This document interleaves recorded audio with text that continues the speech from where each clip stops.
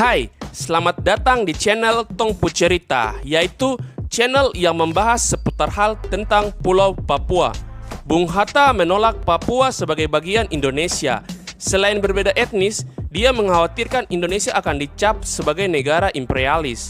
Berbeda dengan mayoritas anggota BPUPKI yang menginginkan Indonesia merdeka meliputi seluruh negeri Hindia Belanda, Malaya, Borneo Utara, Timor Portugis, dan Papua. Menurutnya, Indonesia cukup meliputi negeri Hindia Belanda saja.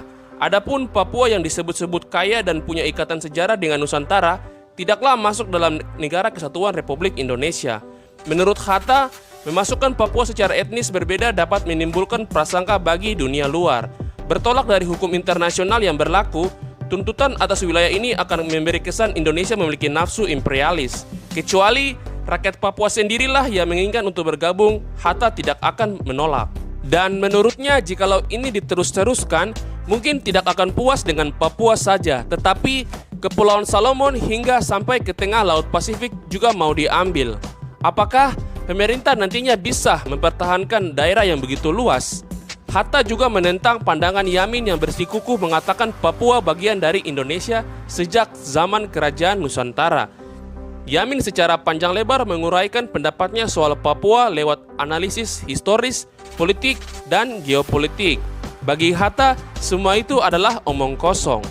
Kalau sudah ada bukti, yaitu bukti bertumpuk-tumpuk yang mengatakan bahwa bangsa Papua pantas bergabung dan bukti-bukti itu nyata betul-betul, barulah Hatta mau menerimanya. Tetapi, buat sementara hanya mau mengakui bahwa bangsa Papua adalah bangsa Melanesia. Ketimbang Papua, Hatta lebih cenderung mempertimbangkan Malaya dan Borneo Utara. Pasalnya, rakyat di kedua wilayah ini yang kini menjadi negeri Malaysia sama-sama beretnis serumpun Melayu seperti halnya Indonesia. Oleh karena itu, Hatta mempertahankan usulannya agar wilayah Indonesia terdiri dari Hindia Belanda, Malaya, minus Papua. Akhir kata dalam sidang, Hatta menghimbau rekan-rekannya di BPUPKI agar bersikap realistis. Dalam membangun bangsa dan negara, menurut Hatta, penting sebagai teladan bagi generasi muda menghilangkan nafsu ekspansi keluar dan mengubahnya untuk mempertahankan kedaulatan. Sayangnya, gagasan Hatta harus kandas dalam pemungutan suara. Konsep kesatuan gagasan Yamin dan Soekarno lah yang diterima dengan perolehan suara terbanyak. Meski kalah dalam BPUPKI, Hatta tetap konsisten dalam pendapatnya soal Papua. Sikap Hatta tidak berubah ketika memimpin delegasi Indonesia dalam Konferensi Meja Bundar atau KMB pada Oktober 1949 di Den Haag, Belanda.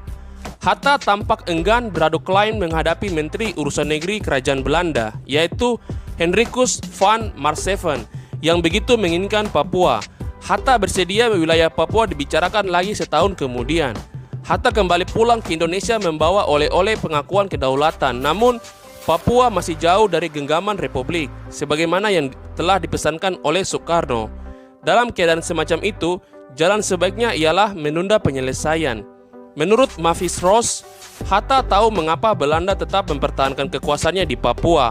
Alih-alih meneruskan tuntutan, Hatta lebih memilih untuk menyelesaikan perundingan lewat kompromi.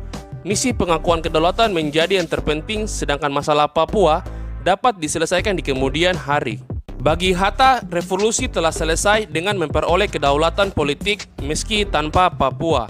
Seiring dengan itu, tibalah saatnya membangun negara. Namun, tidak demikian halnya dengan kaum republikan lain yang mendambakan kekuasaan Indonesia dari Sabang sampai Merauke. Kendati sudah menjadi bagian dari Republik Indonesia, soal Papua malah menjadi batu sandung Indonesia dalam pergaulan internasional hingga kini. Dan, yaps, sekian pembahasan kita kali ini. Jika kalian ada kritik dan saran ataupun ide, serta masukan untuk apa yang akan kita bahas selanjutnya mengenai Pulau Papua, maka silakan isi di kolom komentar. Cukup sekian video kali ini, sampai jumpa di video berikutnya. Salam Bumi Cendrawasih, Manseren, Ifnok, Au.